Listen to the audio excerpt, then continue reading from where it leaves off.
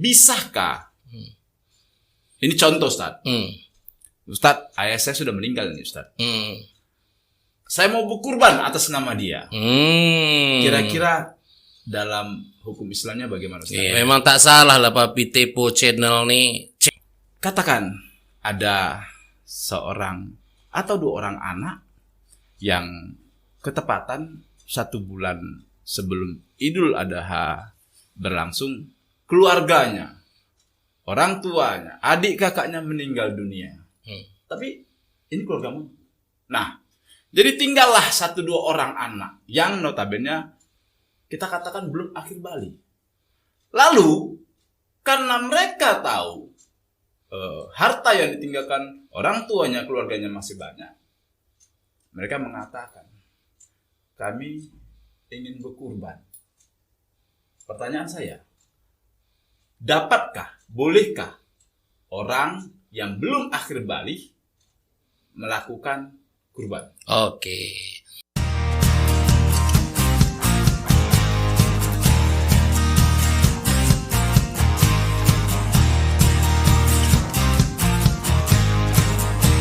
Assalamualaikum warahmatullahi wabarakatuh. Apa kabar teman-teman Papi Tepo? Harapan saya kita semua dalam kondisi sehat. Teman-teman, beberapa waktu yang lalu kita itu pernah dilanda sebuah musim, baik musim batu cincin, musim tanaman, musim bersepeda, dan segala macam. Dan teman-teman tahu tidak, ketika di musim batu cincin, harga batu cincin melambung hingga jutaan rupiah. Termasuk ketika musim sepeda, orang dengan ringan membeli sepeda di harga puluhan juta. Tapi ada satu hal yang menarik. Ketika musim kurban, kenapa saya tidak melihat hal itu? Telah bersama saya seorang sosok, seorang tokoh. Saya lebih sering menyebut beliau Ustadz Abdul Aziz. Dan menariknya teman-teman, beliau ini pernah mencalonkan diri sebagai kepala daerah di Kabupaten Langkat di sekitar tahun 2013-an. Dan tema kita, kenapa kita harus berkurban? Selamat siang, Ustaz. Siang Bang Tony. Assalamualaikum warahmatullahi wabarakatuh. Waalaikumsalam warahmatullahi wabarakatuh. Sehat Bang Tony kan? Alhamdulillah. Loh, makin saya ganteng aja. bilang kamu Ustaz sehat kok malah Ustaz pulang. Habis Bilang kelamaan betul nanya kabarnya ya kan. Jadi saya tanya kabar hari ini ya kan. Sehat kan Bang Tony kan? Alhamdulillah. Enggak apa-apa lah saya nanya Bang Tony ya. Enggak apa-apa. Memang sehat itu penting Ustaz. Alhamdulillah. Dari sehat kita bisa menghasilkan banyak rezeki. Amin. Banyak rezeki, kalau tak sehat masalah. Masalah juga ya. Betul. Okay. Nah, gini Ustaz, Iya. di Lebaran Idul Adha ini branch-nya itu adalah berkurban. Nah, tapi sebelum saya bicara berkurban, saya sedikit ingin bertanya. Ini saya nanya pribadi nih Ustaz. Kenapa sejarah tentang Nabi Ismail begitu begitu pendek, beda dengan kalau saya nih melihat sejarah misalnya Nabi Ibrahim, sejarah Nabi Muhammad, dan itu panjang alurnya. Nah, saya pengen Ustadz menceritakan sedikit sebenarnya sosok Nabi Ismail ini dalam perjalanan hidupnya itu bagaimana. Silakan Ustadz. Terima kasih Bang Tony. Yang penting hidup kita nih, kata Bang Tony tadi, sehat, banyak rezeki ya kan? Amin. Lihat tarij ahadukum qalban syakira. Yang Rasul katakan, manusia yang kaya tuh, dan salah satu Allah paling senang kita punya kekayaan tuh bukan harta yang nampak tuh, Tapi salah satunya punya hati yang bersyukur kepada Allah Subhanahu wa taala. Allah katakan la in syakartum la azidannakum wa la in kafartum in azabi lasyadid. Bersyukur ku tambah, kufur azabku sangat pedih. Sesuai dengan pertanyaan Bang Tony, kita sudah masuk di bulan Zulhijjah. Sedangkan Rasul katakan bulan Zulhijjah ini adalah bulan yang luar biasa. Apalagi kita banyak beramal ibadah antara 1 sampai 10 Zulhijjah tuh, ya kan? Begitu luar biasa. Betul, Ustaz. Makanya banyak amal-amalan yang dikerjakan. Sampai puasa sunat 1 sampai 9 Zulhijjah, mungkin Bang Tony sering dengar. Bahkan banyak yang mengamalkan apa yang namanya puasa sunnah Arafah. Ya. Sampailah puncaknya pada hari raya tuh, ketika kita sholat hari raya, mendengarkan khutbah, maka bertebarlah, ya kan, semuanya. Dan salah satu kegiatan yang paling istimewa pada saat itu, masyarakat umat akan menyaksikan penyembelihan kurban, di mana masjid, mushola, lapangan akan mengalirkan darah kurban tuh. Kenapa darah kurban itu dialirkan? Kan gitu. Makanya dari Zaid bin Arqam radhiyallahu an, Rasulullah sallallahu alaihi wasallam bersabda, sahabat bertanya kepada Rasulullah, "Ya Rasulullah, apa kurban tuh?" Katanya, kan gitu. Sebentar Ustaz. Ini yang menarik. Ini adalah pertanyaan kedua saya. Boleh. Jadi tolong ditahan. Saya minta Ustadz sedikit fokus tentang sejarah Nabi Ismailnya. Untuk yang tadi, setelahnya akan saya pertanyakan. Boleh. Memang pemirsa Papi Tepo, ya kan, channel, ya kan, memang sedap Bang Tony. Tak sabar deh, ya kan. Saya ndak urut-urut dari belakang, ya kan, supaya sedap, ya kan. Tak sabar deh ya. Jadi ditanya sahabat, apa kurban tuh ya Rasul? Ini jawaban pertanyaan kedua nanti nih Bang Tony, kan. Betul. Jadi saya nak menjawab berdasarkan dalil, ya kan. Siap. Maka Rasul katakan, kurban tuh sunnah bapak kalian, Nabi Ibrahim alaihissalam.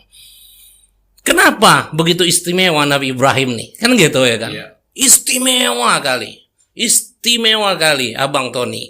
Kenapa istimewa sekali? Karena Nabi Ibrahim ini kisahnya begitu panjang. Nah, ada masuklah pertanyaan Bang Tony tadi. Kenapa kisah anaknya Ismail singkat sekali? Iya, betul Ustaz. Kan gitu. Karena yang pertama, ya kan, Nabi Ibrahim alaihissalam, ayahnya ini dikenal dengan bapaknya segala nabi. Ya kan gitu. Betul. Nabi yang ulul azmi aja ada 5. Dari Nabi Nuh alaihissalam, Musa alaihissalam, Ibrahim alaihissalam, Isa alaihissalam, Rasulullah sallallahu alaihi wasallam. Makanya kisah kelima Nabi ini tentu lebih banyak.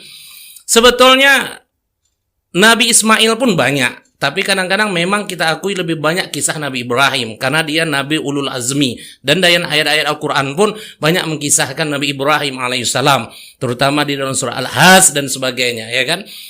Nabi Ismail ini, ketika Nabi Ibrahim alaihissalam menunggu, rindu, kan gitu Bang Tony. Ya, yang dikatakan rindu nih, kalau berkeluarga nih, kalau rindu istri dah biasa, ya gitu. Ya. Rindu kemunculan seorang anak, kan gitu. Ya. Sampai umur yang tua renta, ya kan gitu. Ketika punya istri yang setia bernama Siti Sarah, ya kan gitu.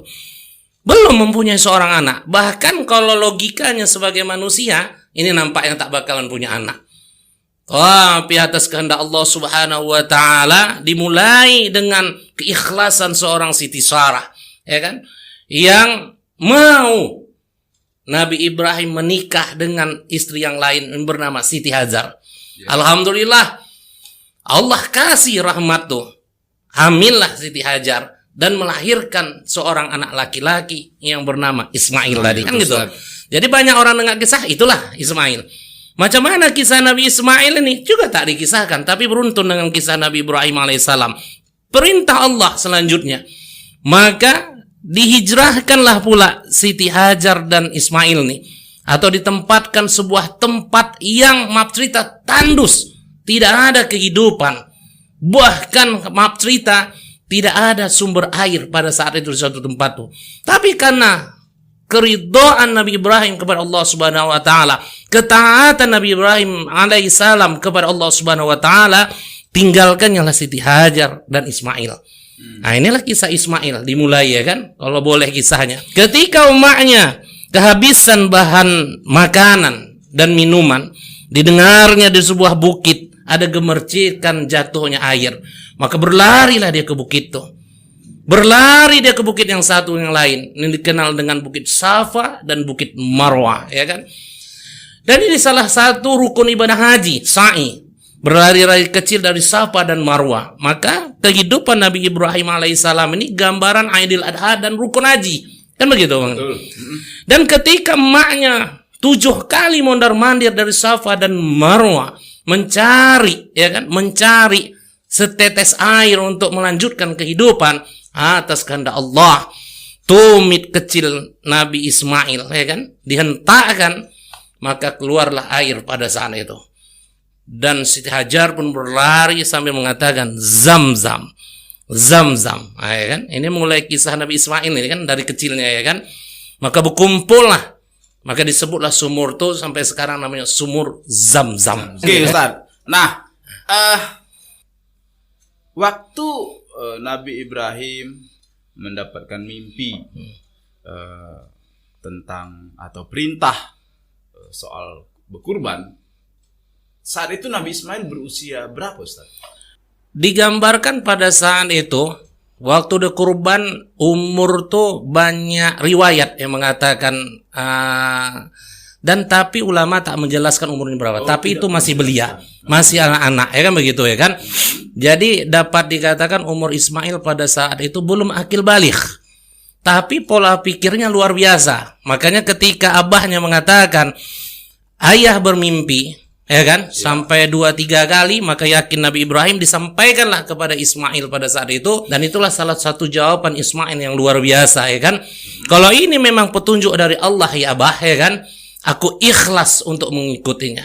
Makanya Ismail itu contoh bagi anak muda, wa syabbun nasa'a fi ibadati rabbah. Salah satu contoh, ya kan gitu. Makanya Nabi Ibrahim alaihissalam ini salah satu contoh bagi kita keluarga permisa. Bagaimana kita berkeluarga tuh baik. Artinya apa?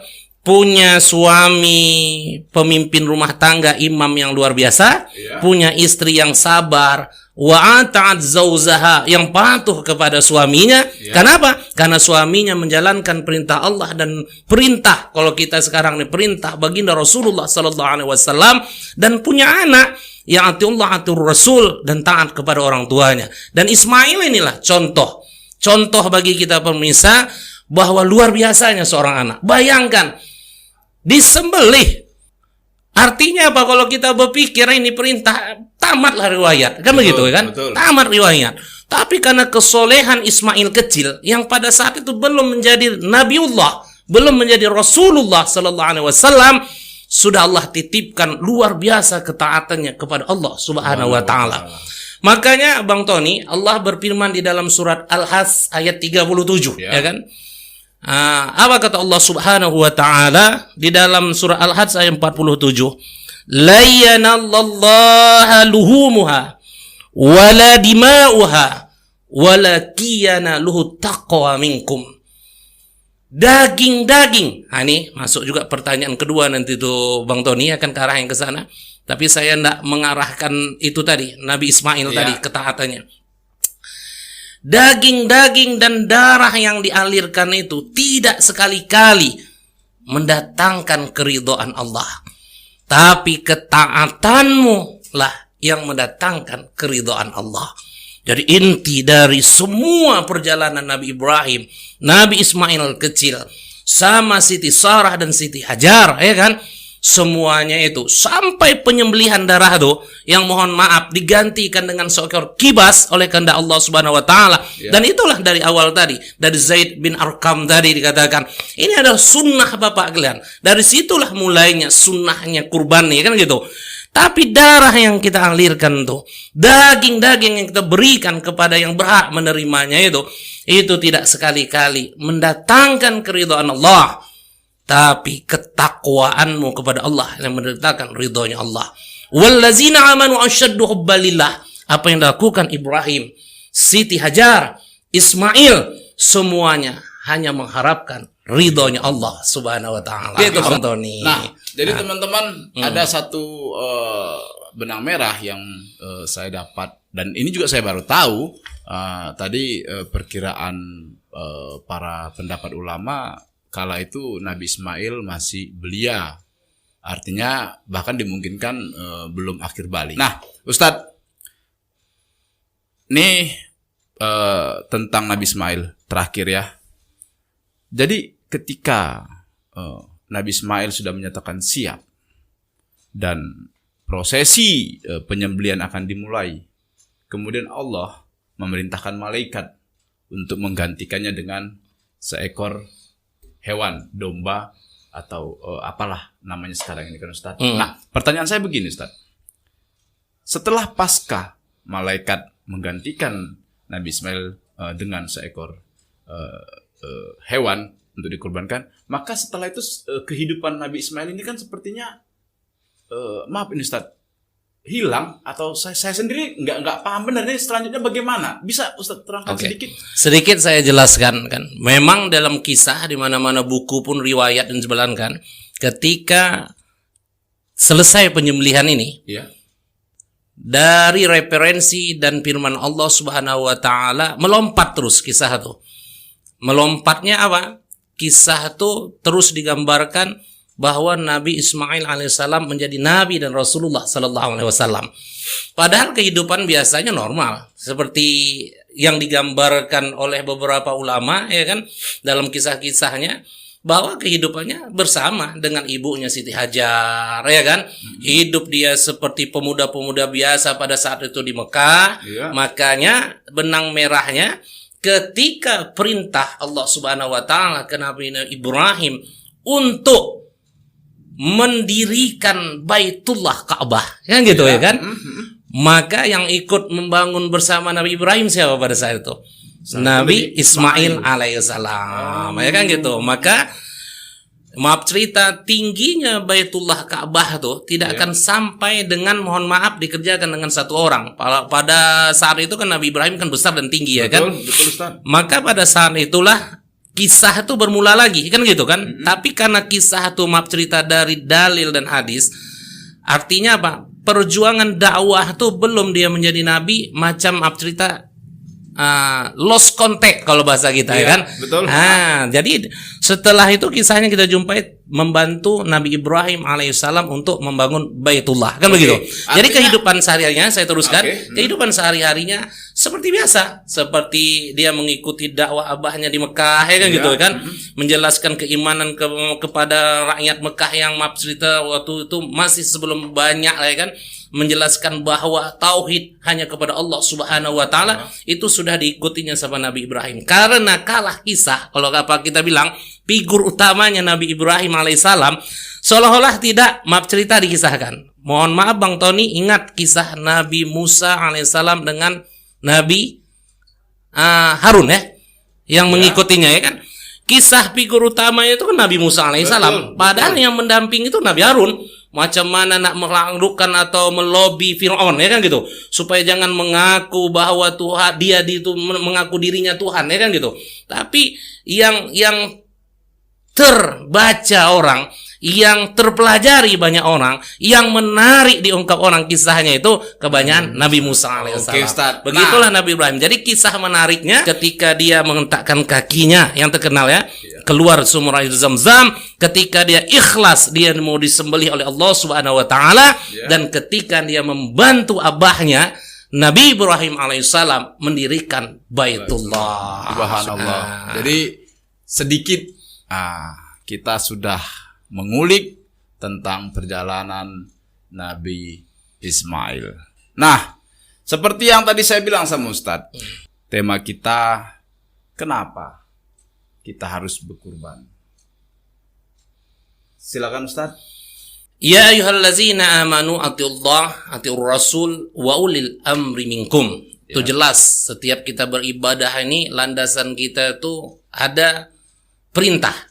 Dan kita orang yang beriman tuh semuanya mesti tunduk kepada perintah Allah, perintah baginda Rasulullah sallallahu alaihi wasallam. Fasalli li rabbika wanhar, kata Allah ya kan. Allah katakan, maka dirikanlah salat dan berkurbanlah. Kan begitu. Jadi perintah itu didasarkan dari firman Allah Subhanahu wa taala itu yang menyuruh kita untuk berkurban. Tapi ketika perintah sholat tuh jatuh hukumnya wajib, tapi perintah kurban jatuh hukumnya sunnah. Dari mana dasarnya nih? Man ata'ani faqad atallah wa man asani faqad asallah, kata Rasul. Siapa yang patuh sama aku, kata Rasul, patuh dia kepada Allah. Siapa yang durhaka sama aku, berarti durhaka kepada Allah. Makanya Bang Tony, apapun kegiatan kita, apapun ibadah kita, mohon maaf, awam pun dia itu tidak bertanya sama orang, pasti yang ditanya apa dasarnya, apa dalilnya, kan gitu Bang Tony, ya kan? Betul. Makanya berkurban ini, pemirsa, mungkin kita mesti urutkan, kan gitu, ya kan? Iya. Yang pertama dasarnya perintah Allah Subhanahu wa taala, yaitu surat Al-Kautsar ayat 2. Semua dah hafal ini, ya kan? Fasholli li rabbika wanhar. Selanjutnya Rasulullah sallallahu alaihi wasallam katakan, yang diriwayatkan oleh Ahmad dan Al-Hakim. Apa kata Rasulullah sallallahu alaihi wasallam? Ada 3 perkara yang samaku hukumnya fardu, tetapi sama kalian hukumnya tatawwi. Ada 3 perkara, kata Rasul, Bang Tony, hukumnya samaku fardu, wajib samaku, kata Rasul, tapi sama kalian tatawwi. Arti tatawwi ini sunnah. Ini jelas hukumnya, kan? Hukum. Apa yang 3 tuh? Yang 3 ini tentu yang 2 tidak kita bahas pada kesempatan ini, tapi saya informasikan sabda Rasulullah ini. Yang pertama sholat sunat duha, yang kedua sholat sunat witir, yang ketiga memotong udhiyah atau berkurban. Jadi dasarnya Rasul katakan ada 3 perkara yang sama aku hukumnya wajib, tapi sama umatku, itulah bahasa kita nih. Nah, Bang Tony, Papi Tepo Channel yang dirahmati Allah Subhanahu wa taala, beruntunglah bagi semuanya saudara-saudara kita yang mempunyai amalan. Sholat duha sudah dianggapnya wajib, sholat witir sudah diamalkannya seperti sholat wajib, kan gitu Bang Tony, ya kan?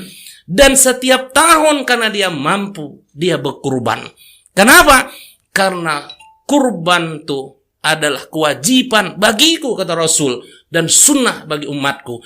Maka beruntunglah siapa umat Rasulullah yang mampu, yang kena syarat sama dia, dan dia berkurban setiap tahunnya atau setiap tanggal 10 Zulhijjah dan hari tasyrik 11, 12, 13. Dan ulama sepakat, Bang Tony, ulama sepakat, para sahabat, tabi'in, tabi'in, dan para fuqaha, ahli-ahli fikih, menyatakan hukum berkurban ini adalah sunnah muakkad, sunnah yang sangat dikuatkan. Kalau istilahnya labelnya hampir kepada wajib, tapi tidak wajib. Itu. Jadi perintah ini adalah perintah dari Allah Subhanahu wa taala dan Rasulullah sallallahu alaihi wasallam, dan hukumnya sunnah muakkad. Gitu Bang Tony. Ini kan menarik ketika khususnya di masyarakat kita dengan harga katakanlah lembu yang cukup tinggi.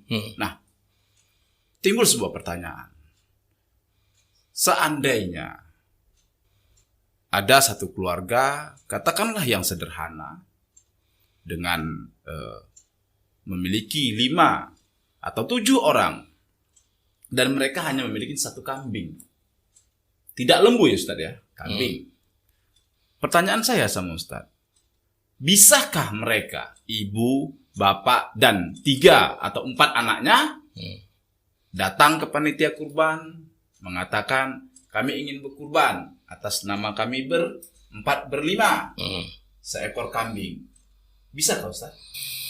Ini pertanyaan yang kalau dapat dikatakan lagi ngetren nih Bang Tony. Ngetren. Lagi ngetren juga ini pertanyaannya. Berkurban tapi dapat 1 keluarga. Gitu ya kan. Dan ulama sepakat Bang Tony bisa. Jadi sebentar. Dan dulu dilanjutkan. Jadi teman-teman, tadi Ustadz Aziz mengatakan bisa.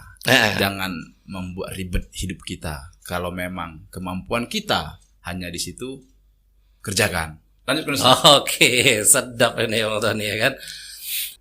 Bisa, tapi dengan cara. Ya kan ada caranya Bang Tony, ya kan. Dengan cara. Cara ini pun tidak asal-asalan Bang Tony, semuanya berdasar, ya kan? Gitu semuanya berdasar. Jadi artinya sebagaimana sabda baginda Rasulullah sallallahu alaihi wasallam yang diriwayatkan oleh Abu Dawud, Ibnu Majah dan Ahmad, ya kan? Iya. Maka Rasulullah sallallahu alaihi wasallam yang diriwayatkan dari Jabir bin Abdullah, ia berkata, nah ini hadis nih, memang saya bacakan ini pemirsa supaya sedap nih menerimanya, ya kan? Rasulullah sallallahu alaihi wasallam menjembelih 2 ekor kambing kibas pada hari Id. Setelah mengarahkan keduanya ke kiblat, beliau berkata, sesungguhnya aku hadapkan wajahku secara lurus kepada Allah yang telah menciptakan langit dan bumi, dan aku bukanlah termasuk orang-orang yang musyrik. Sesungguhnya salatku, penyembelihanku, hidupku dan matiku hanyalah bagi Allah. Ini Rasul yang bercakap, ya kan? Tiada sekutu baginya, dan itulah yang telah diperintahkan Allah kepada aku. Dan aku orang yang pertama berserah diri. Ya Allah, ketika Rasul mau menyembelih itu, ya Allah, kata Rasul, Allahumma inna haza minka walaka am Muhammad wa ummati summa sammallahu wa kabbara wa zabaha. Ya Allah, sesungguhnya ini darimu dan untukmu, kurban dari Muhammad dan umatnya. Kemudian beliau menyebut asma Allah, bertakbir dan menyembelihkannya.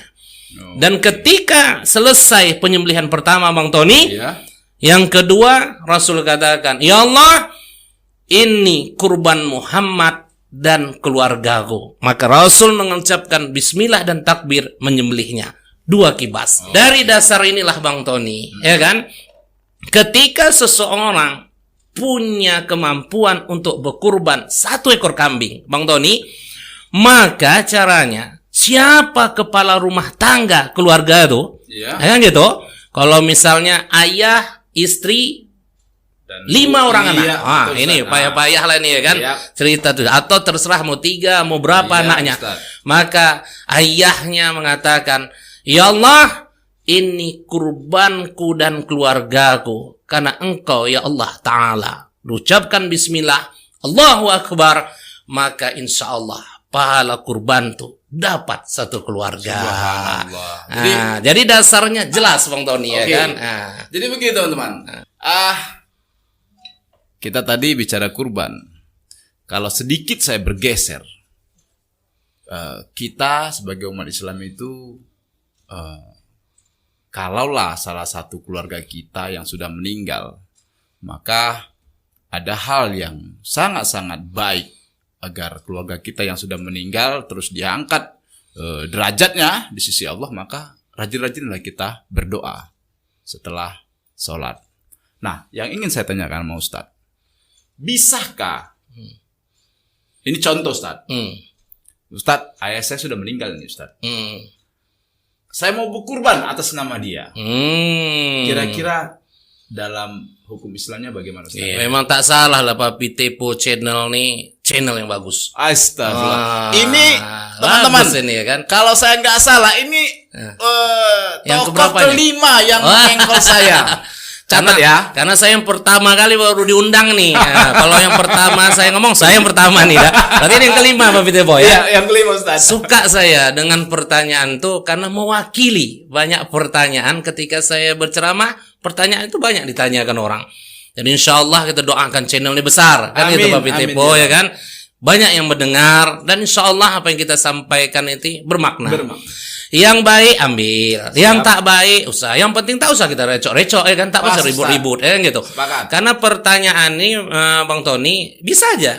Kalau ada orang kata macam yang tadi, misalnya kan dia punya dalil, oh tak bisa itu. Yang mana berkurban itu yang berpahala, mana bisa dapat keluarganya, ya kan? Ngapain kita ribut-ribut? Betul nggak Bang Tony kan? Betul. Sama dengan pertanyaan Bang Tony ini.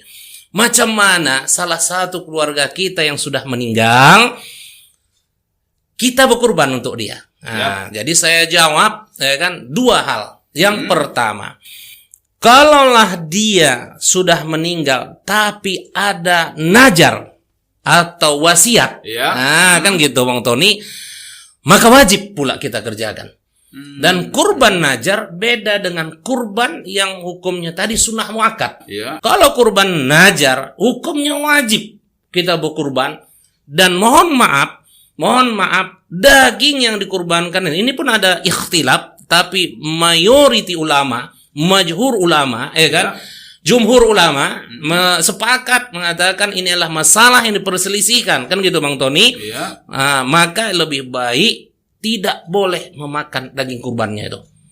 Nah, kan gitu Bang Tony? Tidak boleh kalau dia kurban najar, karena hukumnya wajib. Jadi dia udah meninggal nih Bang Tony. Iya. Orang tua yang udah meninggal nih pernah dia berwasiat. Iya. Aku nih ada rezekiku, nanti kalau lakulah kebun sawitku tuh, Iya. aku ndak rantu jual.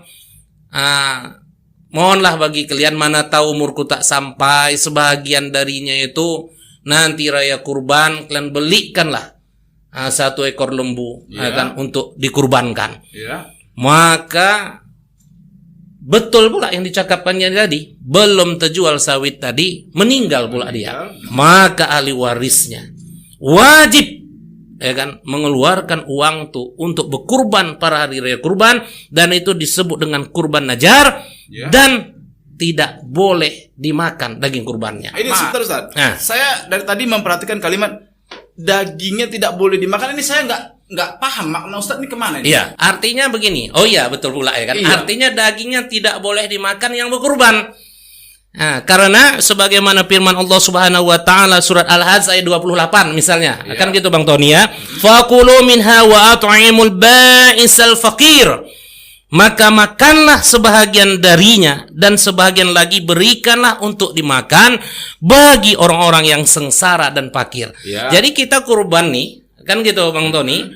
Makanya kalau sudah kita potong, itu kita boleh untuk memakan Betul, dagingnya. dapat jatah lagi Nah, sedikit. sebagiannya, Ya. dan sebahagian itu Allah perintahkan Betul, untuk Ustaz. dibagikan sama orang-orang yang sengsara Ya. dan orang-orang fakir, kan Ya. begitu ya kan? Tapi kalau daging kurban najar tidak boleh Diambil. bagi yang berkurban tadi Iya. memakan dagingnya. Bahkan sebagian ulama mengatakan haram untuk memakannya. Nah, itu mesti dipahami, kan gitu Bang Tony. Nah, itu yang pertama. Saya lanjutkan, kan Ya. gitu Bang Tony, yang bagi meninggal. Seandainya meninggal tadi bernajar atau berwasiat, sama juga Bang Tony ini kira-kira. Aku ini kalau seandainya channel Papi Tepo nih punya subscriber 1 juta. Yes. Amin. Amin. Amin ya Rabbal Alamin. Hari raya selanjutnya aku akan kurban 1 ekor lembu. Betul Bang Tony kan? Yap. Nyampai kan gitu. Mm-mm. Daging tuh tak boleh Bang Tony makan. Oh, Itu maksudnya. Kasih paham, semua. paham. Paham Bang Tony? Paham. Oke. Tapi ya kan gitu, ada Ya. tapinya. Sebagaimana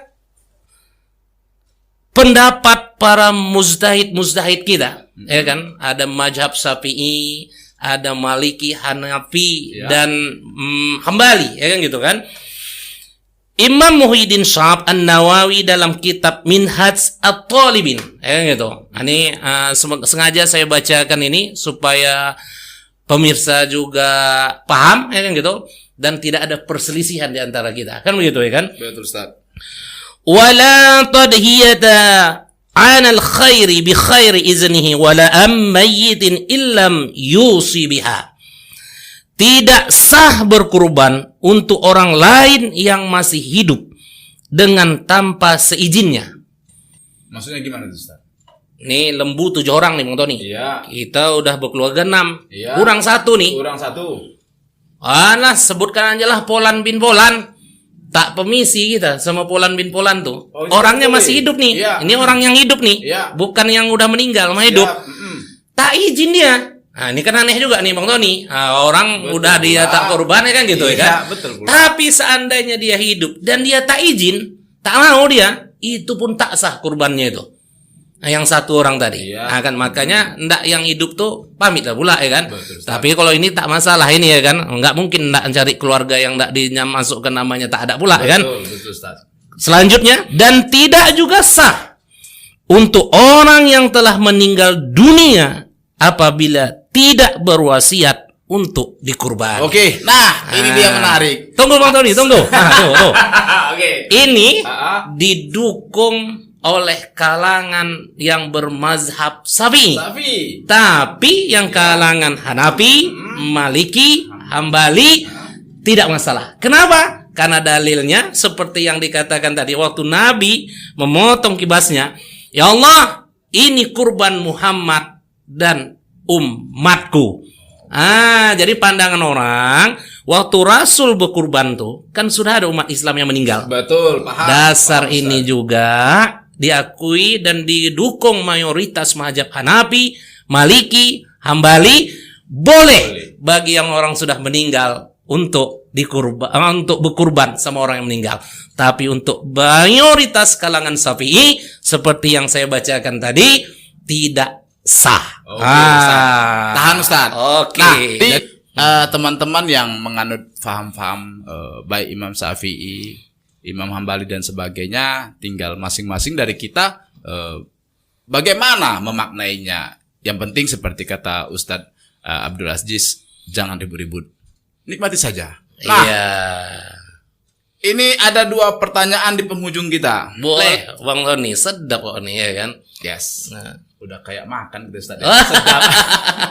Nah, tadi kita nikmat diskusi ngaji dakwah nih. ya, kan? gini Ustadz, harapan saya ketika kita berbicara, selayaknya konten kita memang bisa menjadi edukasi bagi penonton. Itu yang paling penting. Kenapa? Karena kelak pun ketika saya meninggal, kita meninggal, dan konten ini masih ditonton, maka saya meyakini pahala saya terus berjalan, Ustadz. Amin, insyaallah. Nah, jadi gini Ustadz, saya ini orang nggak mampu, Ustadz. Tapi saya Misal nih ya. Ya misal. Nah, ya. Tapi saya pengen Kejut berubah. yang bilang nggak mampu penunggu lah ya kan. Nah, terus Langsung serius sekali Ustadz kita ini teman-teman. Nah, Oke. jadi saya punya keinginan untuk berkurban Ustadz. Karena saya punya teman baik. Saya bilang, pinjam dulu uangmu 14 juta. Aku mau berkurban aku sama anak istriku. Kami ada 6 orang ini. Nah, kira-kira bisakah hal seperti itu Ustadz? Oke. Pertanyaan ini sedap ya kan. Mau berkurban tapi tak punya duit. Minjam pula dulu ya kan. Minjam dulu, Ustaz. Boleh apa tidak? Boleh ya apa kan tidak? gitu ya kan. Itulah kadang-kadang Bang Tony ya kan, perlunya kita mengaji tuh ya. Pertanyaan tuh bagus kan gitu Bang Tony kan. Jadi di dalam berkurban nih ada syarat-syarat. Kan gitu kan? Ada syarat. Kalau kita dalam sholat itu tentu ada syarat sah dan rukun. Iya. Kalau tak dipenuhi syarat sah dan rukun, tak sah ibadah tuh. Tentu. Kan begitu ya kan? Tentu. Jadi syarat-syarat berkurban nih jelas. Makanya hukumnya tadi dari awal sunnah muakkad. Kenapa? Karena bagi yang mampu. Makanya Rasulullah Sallallahu Alaihi Wasallam ya kan, yang diriwayatkan oleh Ahmad dan Ibnu Majah. Ini untuk pemirsa juga baru ingat saya dengan pertanyaan Bang Tony tadi, bagus ya kan? Apa kata Rasulullah Sallallahu Alaihi Wasallam? Siapa yang mendapati dirinya dalam keadaan lapang atau mampu, tapi dia tidak berkurban, gitu, maka jangan dekati tempat sholat kami. Wah, itu teguran keras tuh Bang Tony. Artinya apa? Seandainya seseorang tuh mampu, dia sudah balik, kan gitu, berakal, kan gitu, dia mampu, dia tidak punya hutang, kan gitu Bang Tony ya kan. Tapi dia tidak berkurban, usahakan 14 juta Bang Tony ya kan, dia tak punya hutang. Hari itu sampai hari raya, misalnya dia punya uang 5 juta, ya kan bisa beli 1 ekor kambing tuh, kan gitu Bang Tony. Betul, Ustaz. Seandainya dia keadaannya macam nih, dia tidak punya hutang, tidak ada yang perlu dibayar dan sebagainya, keadaannya lapang pada saat itu, dia tidak berkurban, walaupun hukumnya sunnah muakkad nih, tapi dia dianggap dia tuh lapang dan mampu, dia tidak berkurban. Rasul katakan, jangan dekati tempat sholat kami. Teguran keras Bang Tony. Makanya yang Bang Tony tanyakan tadi bagus sekali. Dia tak mampu nih, tak lapang. Kenapa dia tak mampu? Orang minjam. Ya, Betul ya Bang Tony betul, kan? betul. Minjam. Berarti dia tak mampu. Ya. Boleh tidak? Ya kalau cerita boleh ini kan boleh. Tapi dalam segi pandangan agama, dia tak memenuhi syarat Bang Tony. Maka tak perlu. Kenapa? Itu saya teruskan Bang Tony ya kan. Kenapa? Karena ada syarat dalam berkurban. Yang pertama, orang yang berkurban harus mampu menyediakan hewan sembelihan dengan cara halal tanpa berhutang. Jelas di situ berarti Ustaz ya. Jelas. Itu yang pertama aja tuh kan. Yang selanjutnya udah tahulah kita, kurban harus binatang ternak seperti unta, lembu, kambing, hewan yang disembelih tidak memiliki cacat, kan gitu, tidak buta dan sebagainya.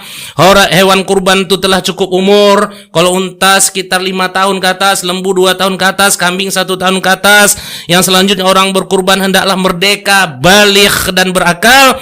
Daging kurban dan sebagainya, pembagiannya mesti dia ngerti dan sebagainya, kan gitu ya kan. Artinya syarat pertama tadi, Bang Tony, dia mesti ya kan punya kemampuan dan mohon maaf tidak dalam keadaan berhutang.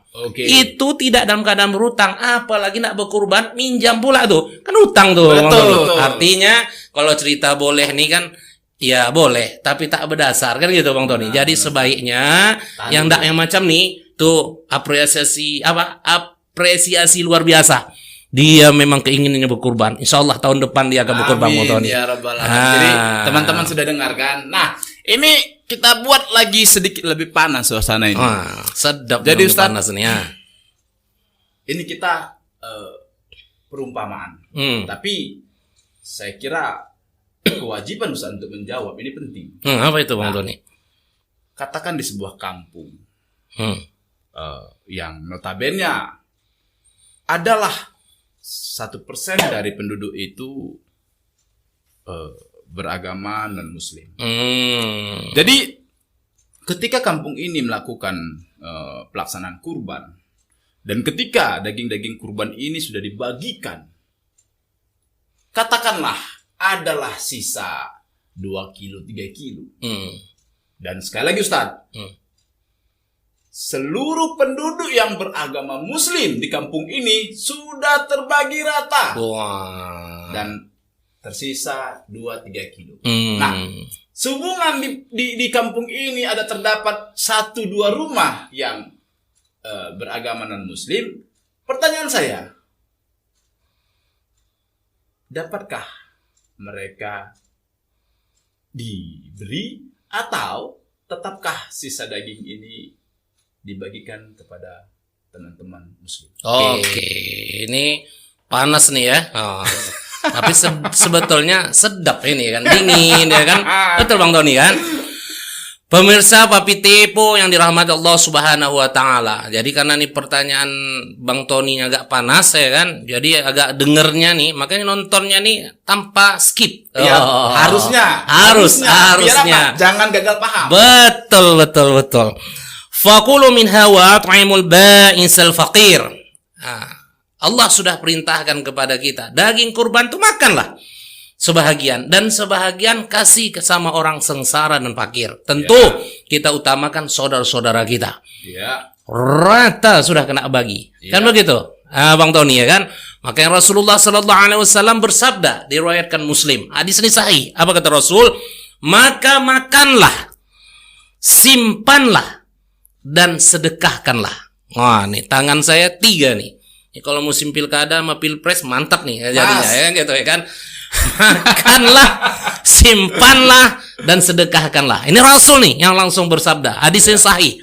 Maka ulama sepakat daging kurban tuh dapat dibagi 3 bagian, Bang Tony.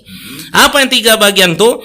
1/3 untuk yang berkurban, 1/3 untuk disedekahkan, 1/3 dihadiahkan kepada orang lain. Wah, tuh. 1/3 untuk yang berkurban, 1/3 untuk disedekahkan, 1/3 untuk dihadiahkan. Disinilah deliknya, Bang Tony. Ahibbu linnasi ma tuhibbu li nafsi, kata Rasul. Kasihilah dirimu, kasihilah orang lain sebagaimana engkau mengasihi dirimu sendiri. Ini untuk manusia. Kebetulan di kampung kita punya tetangga yang non muslim dan hubungannya baik sama kita, gitu. Benar, yang 1/3 tadi, yang boleh maaf cerita kita simpan atau dihadiahkan, kan gitu ya kan?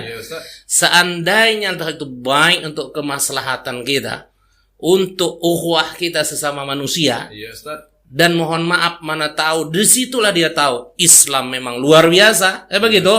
maka sepakat ulama mengatakan tidak masalah kita kasihkan sama yang non muslim nih dengan syarat kata Bang Tony tadi. Iya. Saudara kita yang kita utamakan, yang sengsara dan yang fakir sebagaimana firman Allah sudah kita bagikan.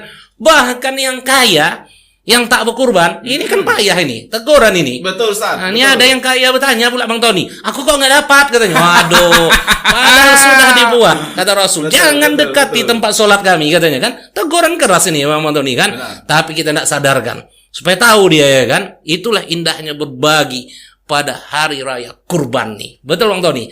Jadi kalau syarat tadi sudah terpenuhi Bang Tony, silahkan. Tapi kalau belum, lebih baik kepada saudara kita dulu. Oke. Berarti sudah tercerahkan teman-teman. Dan seperti yang saya janjikan tadi di penghujung konten kita hari ini, pertanyaan yang lebih panas lagi akan saya buang ke Ustadz Hari Aziz. lebih panas lagi Ya, pokoknya ya. ini di penghujung acara kita, Ustadz. Oke, mantap. Menyempurnakan konten kita hari ini. Oke.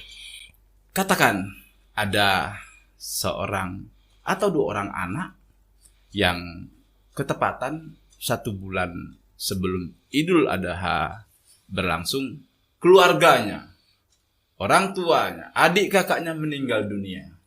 Tapi ini keluargamu. Nah, jadi tinggallah 1-2 orang anak yang notabene kita katakan belum akhir balik. Lalu karena mereka tahu harta yang ditinggalkan orang tuanya, keluarganya masih banyak, mereka mengatakan, kami ingin berkurban. Pertanyaan saya, dapatkah, bolehkah orang yang belum akhir balik melakukan kurban? Oke. Makanya tadi dalam berkurban ada syaratnya. Ya, Betul Bang Tony? Betul. Yang sudah kita sampaikan tadi, maaf cerita, dia tidak boleh berhutang, ya kan? Iya, betul. Dan ada lagi syaratnya tadi. Apa itu? Orang yang berkurban hendaklah merdeka, baligh dan berakal. Jelas syaratnya, Bang Tony? Jadi anak yang ditinggalkan tadi, kalaulah dia belum baligh, tidak memenuhi syarat untuk dia berkurban. Tapi, gitu. ya, Kalau seandainya, gitu, yang meninggal tadi seperti yang awal, ya, sebelum meninggal dia punya najar ya. dan disampaikannya ke keluarganya, dan anak yang belum balik yang kecil tadi bercakap, dia bisa bercakap dia sama Pak Acinya. Apa katanya? Dulu Pak Aci, ayah waktu sebelum meninggal pernah pesan katanya. Oke, yang bernazar ya, Dia Ustaz, ya? sampaikannya kalau waris, makanya keluarga yang ditinggalkan wajib juga melaksanakan kurbannya dari hartanya tadi. Tapi kalau pertanyaannya tak ada pesan, tak ada wasiat, ya kan, tinggal anak itu tadi, dia belum balik, berarti tidak memenuhi syarat untuk berkurban. Jadi tunggukan sampai dia balik, insyaallah kurban dia. Oke. Semoga teman-teman terpuaskan dengan air rohani yang disampaikan oleh Ustadz Abdul Aziz, dan harapan saya teman-teman terus ikutin Babi Tipu, karena insya Allah kita punya 1 season lagi dengan Ustadz Abdul Aziz dari Langkat untuk Indonesia Bermartabat. Assalamualaikum warahmatullahi wabarakatuh. Waalaikumsalam warahmatullahi Terima kasih, wabarakatuh. Sama-sama Bang Tony. Semoga sukses terus Amin, Papi Teponya. amin, Amin amin.